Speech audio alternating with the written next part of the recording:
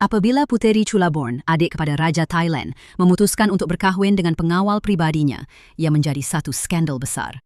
Ibu bapanya, Raja dan Permaisuri, sangat menentang perkawinan itu. Tetapi Chulaborn enggan berputus asa, dan akhirnya mereka berkahwin juga. Pada mulanya, kisah mereka kelihatan seperti dongeng. Tetapi apa yang berlaku dalam perkawinan itu kemudiannya mengejutkan seluruh negara. Jadi, apa yang perlu Putri Chulaborn hadapi? Mengapa beliau akhirnya memilih untuk memfailkan perceraian? Dan bagaimana kehidupan beliau sekarang? Tonton video penuh untuk mengetahui jawabannya. Jangan lupa tekan butang suka dan langgan. Mari kita mulakan. Apabila kebanyakan orang memikirkan keluarga di Raja Thai, satu nama terus terlintas di pikiran. Raja Maha Vajiralongkorn, dikenali sebagai Rama ke-10. Sepanjang tahun-tahun lalu, kehidupannya sering dikaitkan dengan pelbagai skandal dan kontroversi, menarik perhatian berterusan daripada media dan orang ramai. Tetapi adik perempuannya, Chulaborn, sering dilihat dalam perspektif yang sangat berbeza. Beliau sangat disayangi di seluruh Thailand dan dikenali sebagai seorang wanita yang telah mendedikasikan sebahagian besar hidupnya untuk berkhidmat kepada rakyat Thai. Tetapi di sebalik image ini tersembunyi sebuah kehidupan yang dipenuhi dengan lebih banyak kepedihan dan patah hati daripada yang mampu difahami kebanyakan orang. Puteri Chulaborn dilahirkan pada 4 Julai 1957 di Bangkok, anak perempuan bongsu kepada Raja Bhumibol Adulyadej dan Permaisuri Sirikit. Sejak usia yang sangat muda, beliau menghadapi masalah kesehatan yang serius. Beliau disahkan mengidap hemofilia kongenital, satu gangguan darah yang serius yang menyebabkan setiap kecederaan menjadi berbahaya. Beliau juga mengalami kelumpuhan muka yang teruk dan beberapa otot muka beliau tidak dapat dikawal.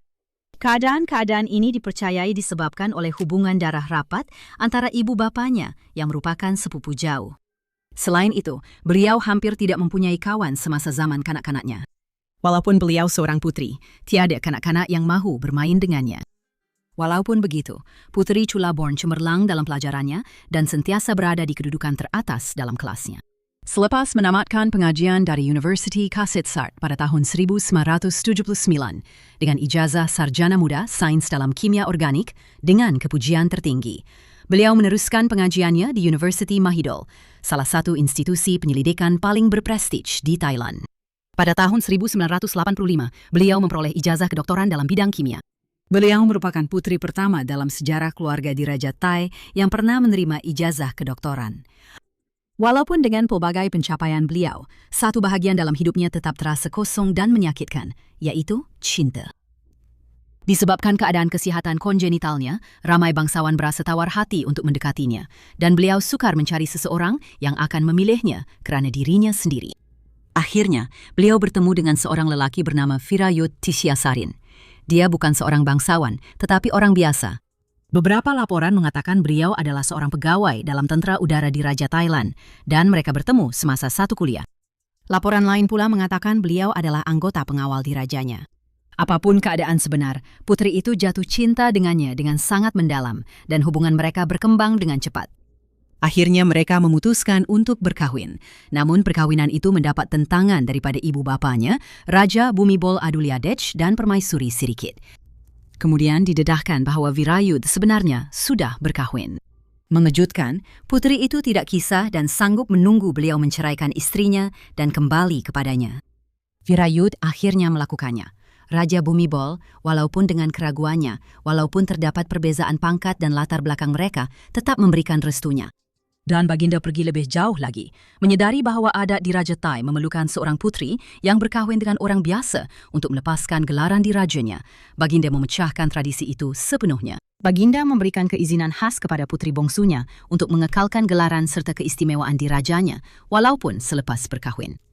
Pada 7 Januari 1982, Putri Chulaborn berkahwin dengan Virayut dalam satu majlis yang gilang gemilang di Istana Besar, Bangkok. Chulaborn mengenakan kain brokat emas yang dilapisi sutra jingga tua. Virayut mengenakan uniform pegawai berwarna putihnya. Pada tahun-tahun awal perkawinan mereka, pasangan itu kelihatan bahagia.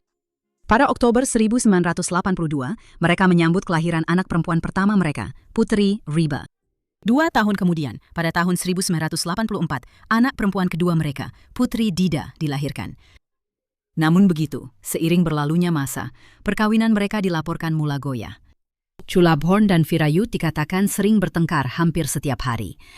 Disebabkan Virayut mempunyai pendidikan yang terhad, manakala Chulaborn adalah seorang wanita yang sangat berpendidikan dan elit. Mereka berdua dilaporkan mempunyai pandangan yang sangat berbeza dalam banyak perkara, dan perselisihan mengenai hal-hal harian menjadi semakin kerap. Personality Vera Virayut juga dilaporkan berubah dari semasa ke semasa. Dia telah percaya bahwa berkahwin dengan keluarga diraja akan memberinya kelebihan di sisi raja dan membantunya maju dengan cepat dalam kerjaya rasminya. Namun, selepas perkawinan itu, kerjayaannya kekal hampir tidak berubah. Selain daripada dipanggil dengan hormat sebagai putra konsort oleh kaki tangan istana, perkawinan itu nampaknya tidak membawa banyak manfaat praktikal kepadanya. Selepas tempoh yang lama berasa kecewa, Virayut mula berkelakuan kasar semasa berlaku perselisihan faham. Dia juga dikatakan sering bermalam di luar rumah untuk mencari hiburan. Dan apabila Putri Chulaborn mengadu tentang kelakuannya, dia telah menyerangnya secara fisikal. Puteri Chulaborn menanggung kesukaran ini selama bertahun-tahun dan berulang kali cuba mempertahankan perkawinan mereka. Namun, akhirnya beliau tidak dapat memulihkan hubungan tersebut. Dengan hati yang hancur, beliau memilih untuk bercerai dengan Vera Virayut dan membesarkan dua anak perempuan mereka seorang diri. Pada Oktober 1996, dalam satu temu bual yang direkam video dan disiarkan di televisi nasional, beliau menceritakan perkara sebenar. Kami benar-benar tidak dapat bersama lagi. Dia seorang yang panas baran dan tidak cuba untuk memahami. Paling teruk sekali, dia menggunakan kekerasan fisikal. Saya sentiasa cuba untuk berdamai dengannya, tetapi apabila ia sampai ke tahap keganasan fisikal, kami tidak dapat terus bersama. Hubungan ini menyebabkan Chulaborn sangat terluka.